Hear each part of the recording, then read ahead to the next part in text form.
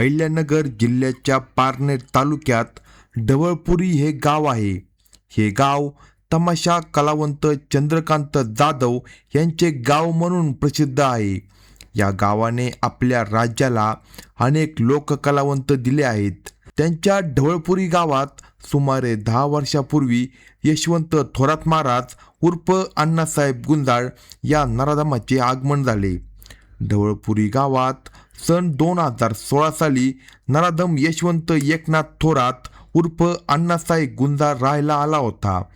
2021 साली त्याने ढवळपुरी गावामध्ये वनकुटा रोडवर श्री दुर्गादेवी वारकरी शिक्षण संस्था या नावाखाली एक संस्था सुरू केली.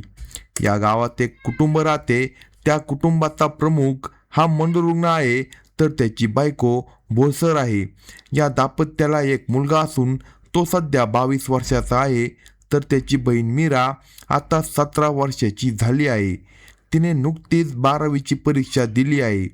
ढवळपुरी गावात आल्यापासून यशवंत महाराज हा या कुटुंबा शेजारीच राहत होता. दोन्ही कुटुंबे शेजारी शेजारी राहत असल्याने त्यांचे एकमेकांकडे जाणे येणे होते. थोरात महाराजाच्या घरात बायको आहे. त्याने वारकरी शिक्षण संस्था काढल्यानंतर त्या शिक्षण संस्थेचा तो अध्यक्ष झाला होता. त्याने मीराच्या भावाला संस्थेचं सचिव केलं होतं. यशवंत महाराजाला मीराच्या कुटुंबाची चांगलीच माहिती होती. वडील वेडसर, आई भोळसर, यामुळे त्याने या कुटुंबावर आपला पगडा बसवला होता. थोडक्यात मजबुरीने या कुटुंबाला आपल्या दबावाखाली आणलं होतं. यशवंत महाराज एकीकडे कीर्तन करून वारकरी शिक्षण संस्थेतील 20 विद्यार्थी बघत होता. वरून कीर्तन, आतून तमाशा सुरू होता आणि अचानक एक दिवशी या महाराजाचं भांडं फुटलं. त्याचा खरा क्रूर चेहरा जगासमोर आला. शनिवार दिनांक 14 मार्च 2026 रोजी श्री दुर्गादेवी शिक्षण संस्थेत महाराजाच्या हाताखाली सचिव म्हणून काम करणाऱ्या मीराचा भाऊ अशोक सायंकाळी 5 वाजता घरी आला. तेव्हा त्याची बहीण मीरा ही घाबरलेली दिसली. तिच्या तोंडातून शब्द देखील फुटत नव्हता. तिची ती मनस्थिती बघून अशोक अस्वस्थ झाला. त्याला काही कळत नव्हतं. त्यामुळे अशोक मीराला घेऊन आपल्या मावस भावाकडे गेला. घटना तेवढी विचित्र घडल्याने अशोकला नेमकं काय करावं हे सुचत नव्हतं.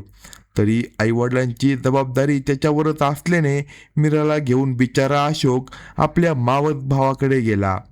तिथं आल्यावर त्याने मीराला धीर देऊन शांत केले. तिथे बहीण मीराने आपली आभीती मावस भाऊ आणि सक्का भाऊ यांना सांगितली.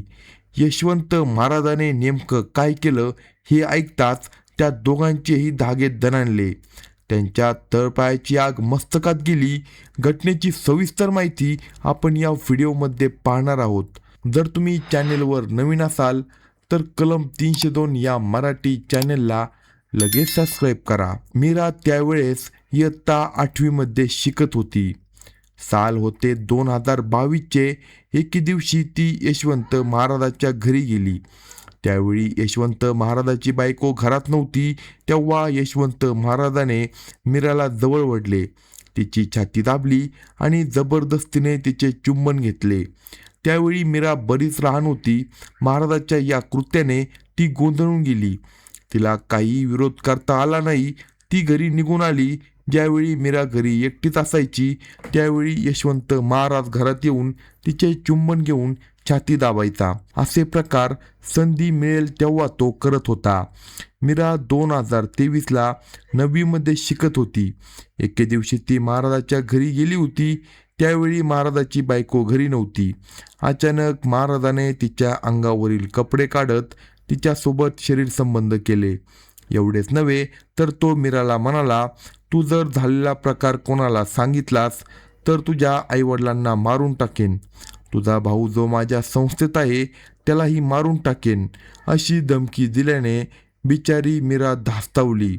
त्यानंतर ज्या वेळेस मीराच्या घरी कुणी नसेल तेव्हा तो घरी यायचा आणि म्हणायचा, मी 2 हाफ मर्डर केले असून मी तुझ्या घरातील सर्वांना मारून टाकेन.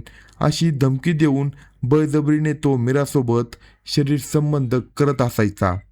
आपल्या कुटुंबाला त्रास होईल या भीतीने बिचारी मीरा याविषयी कोणालाच काही बोलली नाही. चुपचाप त्रास सहन करत ती राहिली. त्यामुळे नराधम यशवंत महाराजाची भीड चेपली. श्री दुर्गादेवी वारकरी शिक्षण संस्था आणि जवळपासच्या गावात कीर्तन करून तो आपण फार सज्जन आहे असे भासवत होता. या महाराजाला बायको, एक मुलगा आहे. त्याची बायको सध्या गरोदर आहे. असे असताना देखील तो अल्पवयीन मुलींचे लैंगिक शोषण करत होता. त्याचा मागील इतिहास पाहिला तर लफडेबाज आहे. त्याची सध्याची बायको ही दुसरी आहे. तिला अल्पवयीन असतानाच त्याने पळवून आणले होते. त्यावेळी तिच्या घरच्यांनी त्याच्या विरोधात गुन्हे दाखल केले होते. दुसरे लग्न केल्याने पहिली बायको सोडून गेली आहे. 2015 साली त्याने हा पराक्रम केला होता. सन 2016 साली तो ढवळपुरीत आला आणि आताही येथे या अल्पवयीन मीराला त्याने नासवले. एका लफड्यातून दुसरे लफडे असा त्याचा प्रवास सुरू आहे. एकूणच काय तर वरून कीर्तन आणि आतून तमाशा असे त्याचे वर्तन होते. सोमवार दिनांक 10 मार्च 2026 रोजी संध्याकाळी 5:30 वाजता मीराला फोन करून यशवंत महाराज याने घरी बोलवले. त्यावेळी मीराने मी येणार नाही असे सांगितले. मात्र त्याच्यावर याचा फारसा काही परिणाम झाला नाही. तो म्हणाला, तू जर आत्ता आली नाही तर मी तुझ्या आई वडील भावांकडे पाहून घेतो. या धमकीला घाबरून नाईलाजाने मीरा त्याच्याकडे गेली. घरी गेल्यावर यशवंत महाराजाने तिला कॉम्प्युटर रूममध्ये नेले. तिथे गेल्यावर तिला तो म्हणाला, तुला फोन केल्यावर तू लवकर का येत नाही असे म्हणत तिच्या गालावर चापटीने, हातावर, गुडघ्यावर, डोक्यावर बांबूने त्याने मारहाण केली. त्यावेळी तिचे सर्व कपडे काढून हातात घेऊन तो किचन रूममध्ये गेला आणि येताना स्वयंपाकाची लोखंडी सांडशी गॅसवर गरम करून घेऊन आला. त्या गरम सांडशीने मीरांच्या गुप्त भागावर, मांड्यावर त्याने चटके दिले. मीराचा विरोध झुगारून त्याने नंगानाच केला. तिच्या हाताला देखील त्याने चटके दिले. शरीरावर भाजल्याने मीरा रडू लागली तरीही त्याने तिच्यासोबत बळजबरीने शरीर संबंध केले.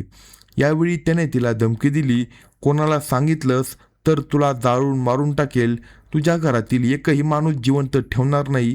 तुला मी बोलावले की लवकर येत जा, नाही आली तर बघ, अशी धमकी त्याने तिला दिली. त्यावेळी मीरा कसेबसे कपडे घालून घरी आली. परंतु मीराच्या गुप्तांगावर, मांडीला चटके दिल्याने तिला नीट चालता येत नव्हतं. ती घरात निश्चित पडून राहिली. संध्याकाळी मीराचा भाऊ घरी आला. त्याने मीराची परिस्थिती पाहिल्यावर खोचून विचारलं, पण ती काही सांगत नव्हती. शेवटी तो मीराला घेऊन आपल्या मावस भावाकडे गेला. त्यावेळी तिने तिची कर्मकहाणी सांगितली. आता सर्वांनी निर्णय घेतला की कुठल्याही परिस्थितीत महाराजाला धडा शिकवायचाच. हा माजलेला बोकड आहे, त्याला असा सोडला तर तो अनेकांवर अत्याचार करेल. त्याला या गोष्टीचा नाद लागला आहे. लग्न झालेले असताना देखील अल्पवयीन मुलीला पळवून आणल्याने त्याच्या विरुद्ध गुन्हे दाखल झाले होते. ती सज्ञान झाल्यावर त्याने तिच्यासोबत लग्न केले. त्यामुळे त्याची पहिली बायको सोडून गेली. आता दुसरी बायको असताना देखील त्याने मीरावर अत्याचार केले. आता थांबणे शक्य नाही म्हणून मीराचा भाऊ तिला घेऊन पारनेर पोलीस ठाण्यात आला. दिनांक 15 मार्च 2026 रोजी सहाय्यक पोलीस निरीक्षक संतोष खेडकर यांची भेट घेऊन सर्व हकीकत सांगितली. त्यावरून यशवंत एकनाथ थोरात उर्फ अण्णासाहेब गुंजाळ याच्या विरुद्ध गुन्हा दाखल केला. पोलिसांनी आरोपीला तात्काळ अटक केली. न्यायालयाने त्याला दिनांक 20 मार्च 2026 पर्यंत पोलीस कोठडी ठोठावली आहे. अशाच नवनवीन क्राईम स्टोरी ऐकण्यासाठी कलम 302 या मराठी चॅनेलला लगेच सबस्क्राईब करा आणि आपल्या प्रतिक्रिया कमेंट बॉक्समध्ये कळवा.